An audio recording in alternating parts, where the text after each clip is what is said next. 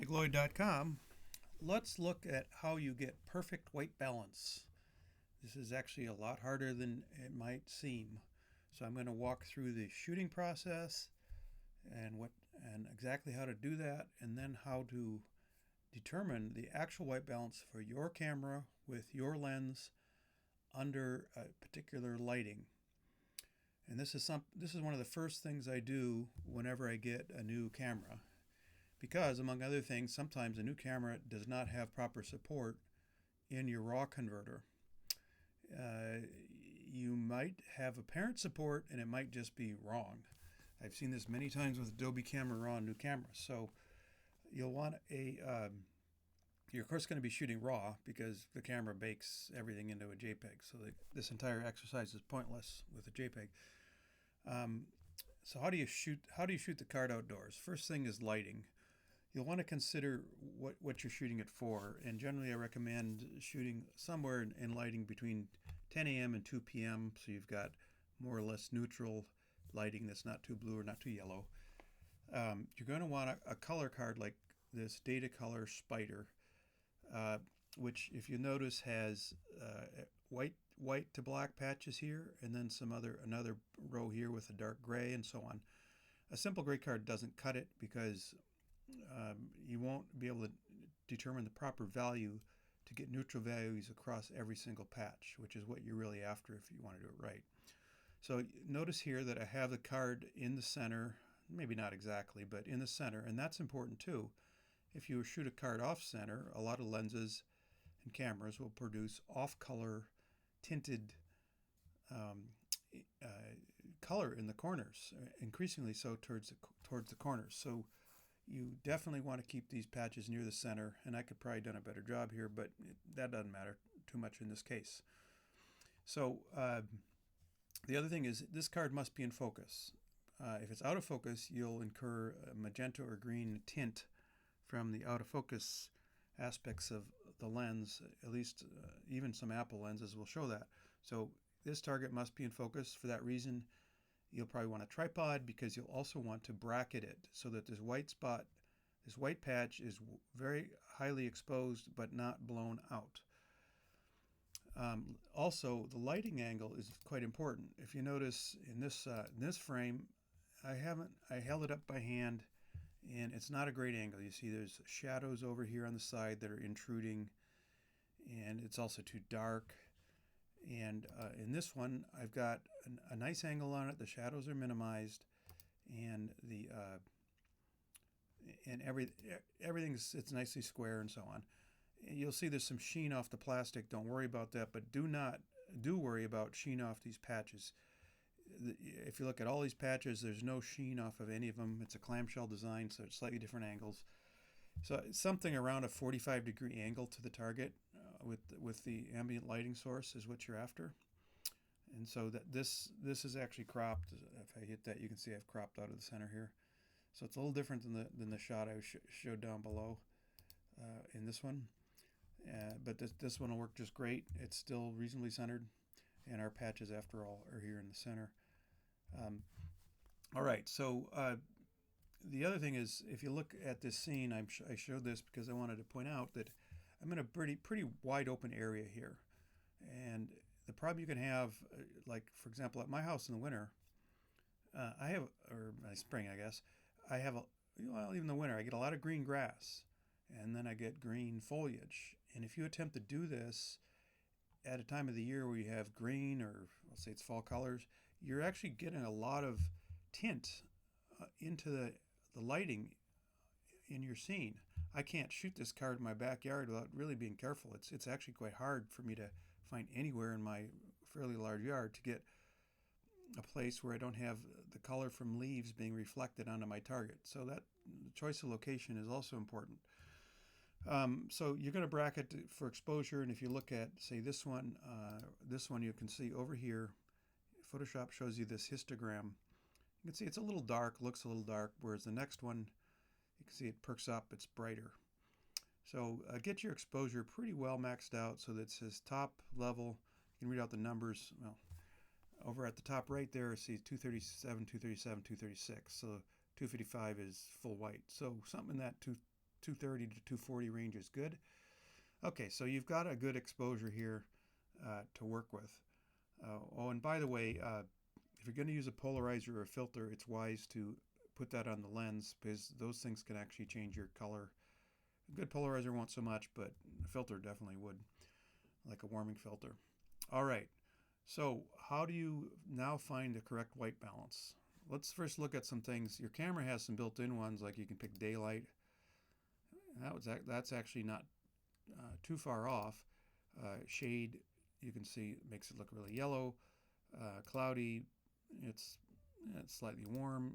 Tungsten, other things, of course, are way off. So you can start with daylight, and you can start with as shot, which is your camera's idea of what the white balance is. Notice that as shot is actually quite blue compared to the custom one we're about to do. There's as shot, very blue, kind of dingy looking, and there's what the correct one that we're going to arrive at actually is. So that's quite a big difference. As shot, correct. As shot, correct. All right, so how do you get there? First of all, I'd recommend using AI Denoise, Adobe Camera Raw AI Denoise on the RAW file, which I've done. Let me cancel out of this, and I'm going to open up that one. The reason for that is even at base ISO, some cameras still have significant noise, and AI Denoise will help eliminate that. It just makes it a little less confusing. If you don't do that, the same process will work no matter what, but it's probably a good idea. Keep your parameters pretty steady. You know, don't mess around with any special contrast or other adjustments, and you don't need to do a distortion correction. You can do vignetting if you want to, but none of these should matter too much. Make your sharpening pretty much what you want to use, and so on. But don't do anything strange. As far as camera profile, it doesn't really matter because the grayscale axis is the same for all of them. Adobe Color is a good choice. All right, so what's our first pass? Let's put it back to as shot. We can see it's kind of blue and ugly. So our first pass is going to be to adjust the white balance. But I want to say first, white balance really means color temperature. That's the blue. You can see it's bluish here, yellow over here. That's the blue-yellow axis. Tint is the green to magenta axis. So when we say white balance, we're really saying white balance and tint. Now this dropper thing here, if you click that and go over on a patch and click it, it will adjust the values shown at the right. In this case, that click actually nailed it. I happen to know that's the correct one. However, if I click down here, notice now it's a little different. Now if I click down here, it's a little different. And you can start clicking around, and you can see it's varying significantly depending on where I click. In fact, if I click in the blacks, it's now way off. So a single click doesn't cut it, not for precision work. So how do you get to precision work? I'm going to exaggerate this a little bit by making it off. I'm just going to say it's 50 to 518, just so we can see some funky values. I'm going to click Open, go to full screen, and notice I have the info palette showing. If you don't have this showing, go to Window, Menu, and then Info. And the first thing you're going to do in the info palette in Photoshop is if you don't have it, I want this LAB readout right here. I'm going to go to Panel Options, and first color readout set to LAB color, second panel readout set to RGB color, and that's what we need. So LAB means luminance, and then the A axis is magenta green, and the B axis is blue yellow. And the reason I suggest this is because RGB is not a linear system. It'll be very confusing, so don't mess with RGB for these purposes. You want LAB. All right, so our info palette's up, and you notice if I mouse over a patch, over on the LAB section, I see 85, 1, negative 3, 85, 1, negative 3, 86, 1, negative 3, 95, 1, negative 2, 51, 1, negative 4. So that's way off. What we want is a pure luminance value, and then 0 for A and 0 for B. Why is it off? Why are we getting varying things? Well, I've run this through AI Denoise. Otherwise, you'd see some color speckles in here. So it's already quite clean, but it still varies a little bit. So the secret there is we're going to go to, sorry I don't have menu showing, the filter menu, Gaussian Blur. Actually, let me undo that and show it. Filter Blur, Gaussian Blur. Here's the Gaussian Blur dialog. I generally pick a 4 pixel radius and I say OK, and I've blurred it once. And then I'm going to hit Command F to do it 3 more times. Blur, blur, blur. So I've now blurred it 4 times. By doing that, I've kind of blurred out the noise. And now when I mouse around, you might get a little variation, but there's very little. So I like to pick typically the second brightest patch, and you notice that the A level shows a 1. That means it's 1.2 magenta. Okay, that's not much, but it's something. And down here in the next pass, 1.2 magenta. A is down here. A is 0 or to 1, so it's a little magenta. Also, the B value, every time I move over here, it changes. The B value is -3 or -4. That means it's blue. Too blue. So what do I do about this? Well, I'm going to get rid of this guy and I'm going to open it again. And because it was a little too magenta, I want to bring that down. And to save, I'm going to fix this by using our dropper. It really should have been around here. Let's see what that gives us. 5812. That ought to be pretty close. So again, I'm going to do hold on a second here. 4. I'm going to hit 4 times on the Gaussian Blur. 1, 2, 3, 4. Why don't we get this palette showing up unwanted? Get it, go away. Come on.